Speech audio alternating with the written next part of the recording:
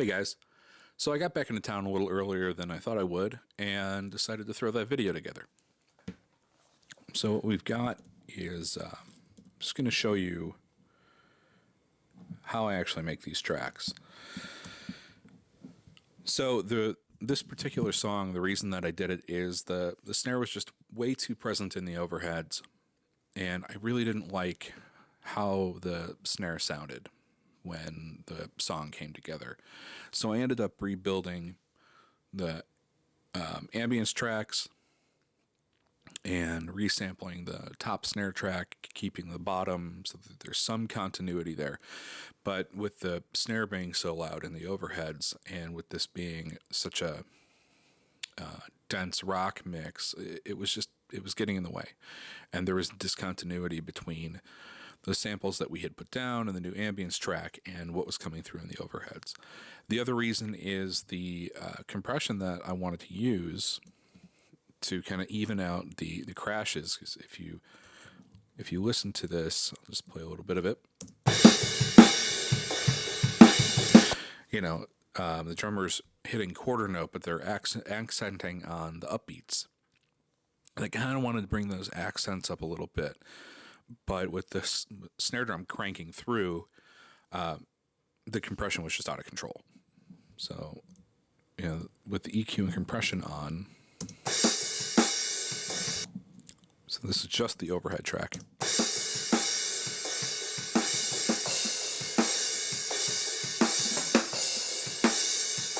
It's just too much. So I'm going to show you how. First, I'll show you what I did, and then I'll show you how I did it. So throughout the entire song, I went through and I cut out every snare hit. So I just have snare hits, and each clip is 170 milliseconds long with a 150 millisecond fade out. And that just worked well for the tempo of the song and the feel that we were going for. So what I did first, and this is an optional step, you can do all of this by hand, it just takes longer. I created this trigger track for the snare drum, and these triggers are not lined up with the direct microphone. They're lined up with the overheads, or near enough anyway. Of course, I picked the one that's off, but they're close enough, within a couple of milliseconds. If you use the direct microphone as a reference, it's not going to be accurate enough, and you're still going to you're going to get a weird kind of almost a ticking sound, especially if it's a snare that's landing with a crash and you hear the initial hit of that crash get sucked away. And it's just not going to sound great. So make sure that they're lined up with the overhead tracks. If you don't have a trigger track, you don't want to make them, just use Beat Detective, go through and analyze, go through and make sure all of these are accurate. Oops, see? So you just go through and make sure that you have only snares, and you make sure they're all accurate, move the triggers around so that they're right. But since I have this trigger track, I'm just going to use Beat Detective and analyze that. It's very important that you have a 0 millisecond trigger pad. You don't want any information at the beginning of these clips that we're about to make. So we'll just start from scratch here. So take your overhead track, duplicate it. Open up Beat Detective. Either do this off of a trigger track that you've already made, or do it directly on the snare killer track, whatever works. So I'm analyzing the trigger track, and then I'm going to drop down and do the separation on the snare killer. Bam. Now you're going to see some of these flams didn't, some got both hits of the flam. Some didn't. Doesn't matter right now. So after you get it separated, the next step is you're going to go and you're going to delete the very first clip. You don't need it. It's just going to complicate things. Delete that first clip. Then you're going to select all, and this is very important. If you don't do this, you're in for a world of hurt. It's not going to work. Put a 20 millisecond fade in on the track. 20 millisecond fade in. And then you're going to deselect all the audio. And you're going to change to the object tool. So get your object tool, select a clip, then select all on that track. Now I'm on a Mac, so these commands might be different if you're on Windows, so you might have to fiddle around a bit. I don't know what they are off the top of my head. So now that you have all the clips selected with the grabber, you're going to go up to your nudge value. We're going to start with a 1 second nudge value. And then you're going to go Command minus on the numerical keypad. And you're going to keep hitting that until your end and length values up here stop moving. Right there.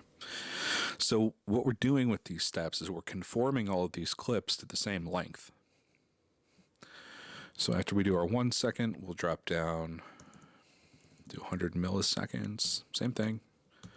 Go until your end and length has stopped moving.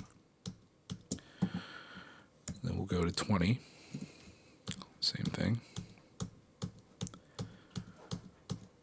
I like to go all the way down to 1 millisecond. So I want all these clips to be as close as possible. Once we've done that, I'll show you what we wind up with. We wind up with these 20 millisecond long little blips.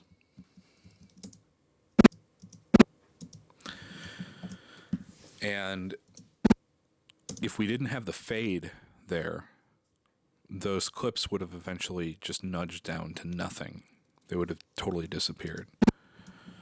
But the fade stopped that from happening.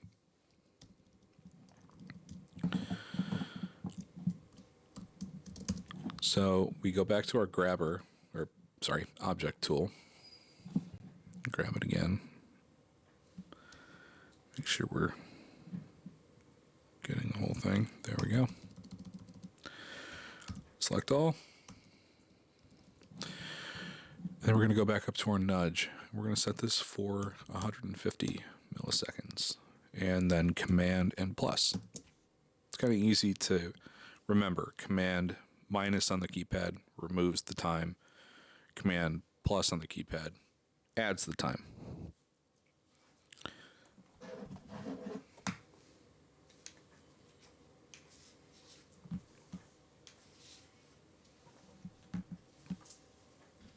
Sorry about that. So now that we have all of our clips at 150 milliseconds, we have to go through the track. And we have to just visually check things. You're going to see that, like right here, these flams, there's 2 clips. That's not going to work. So the best thing to do is just to go through and heal those.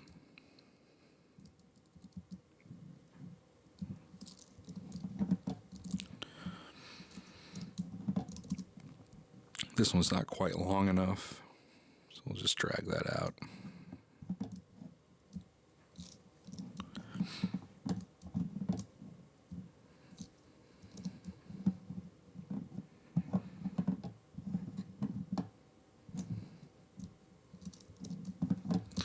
Right, so you go through the entire song, you double check that all of your clips are the right length, that you don't have any weird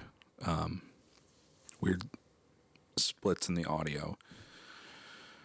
And then once you're done with that, you can delete all your fades.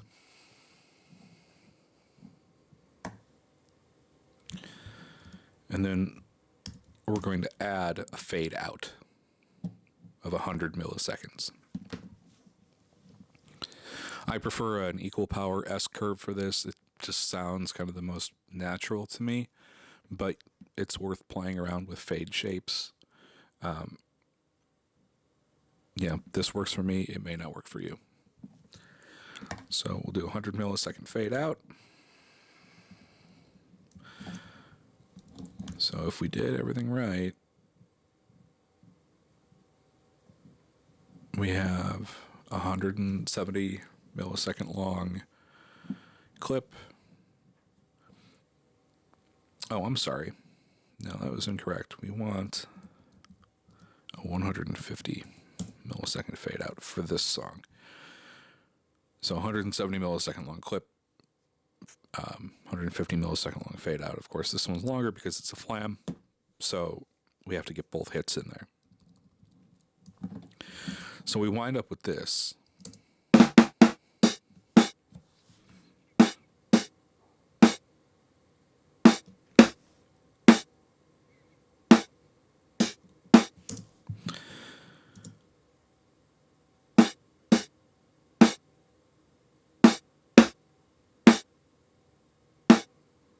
Right. There's one thing to mention, though. I didn't cut out. There's some ghost noting every once in a while in this song, and I just left it. Like right there. I didn't bother cutting those out because the ghost noting coming through the overheads actually it helps my end goal of making sure those come through, and they're not super overbearing as it is. So now that we have that, the next thing to do is polarity and EQ. So we'll solo these up. So we're listening to both the overhead and the snare killer track. And the first thing I'll do, I'll play it and then I'll flip the polarity.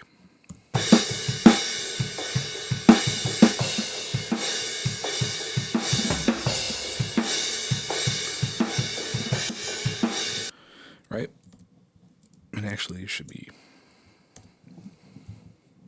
zeroed out. So same volume.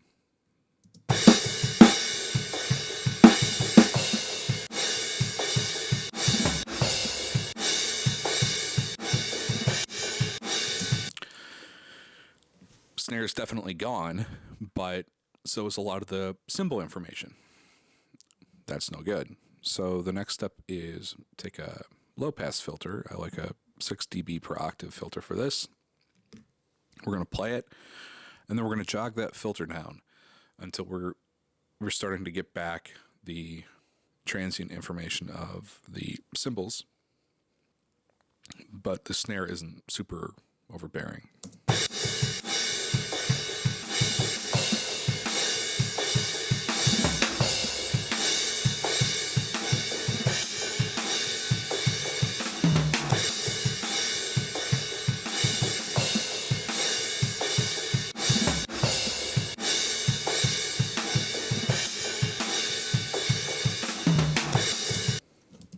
Cool.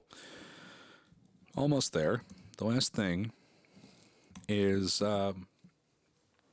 balancing the volume of the snare killer against the raw overhead track. Because even though the snare is gone now, it's not entirely gone, it's still kind of there, it doesn't sound natural.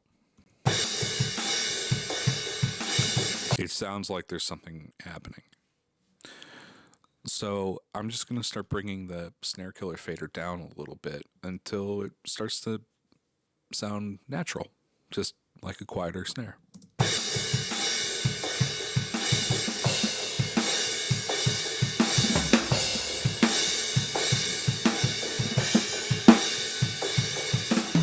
Okay, so here's where we started.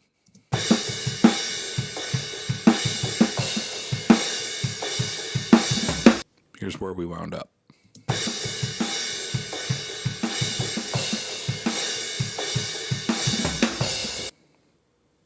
That's a massive difference. And what I like about this is if you're in a part of the song where you want to bring more of that snare drum through the overheads, it's just changing a value on a fader. You're not worrying about a limiter. In fact, I'll show you why I don't like using a limiter for this. I'll use L1.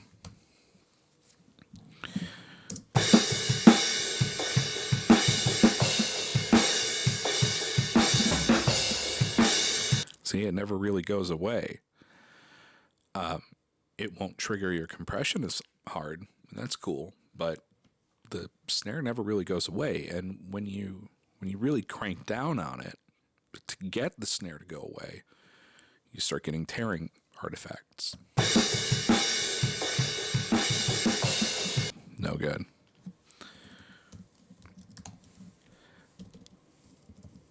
Transient designer, I'm also not a fan of.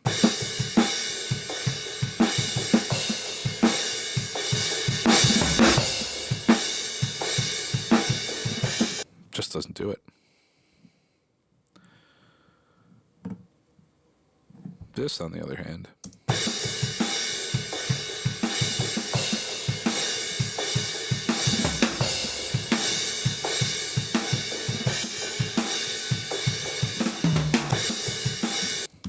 there you go. And you can do it with toms too. I don't, because I like all of the added ambience from it, but if your toms are too loud, do the same thing. Put them on a separate track. Do one for the snare, one for the toms, so you have control over it, and you'll be in good shape. Really, that's it. Sorry this video turned into something much longer than I thought it would be. I haven't done one like this in a while, but if anybody has any questions, just let me know.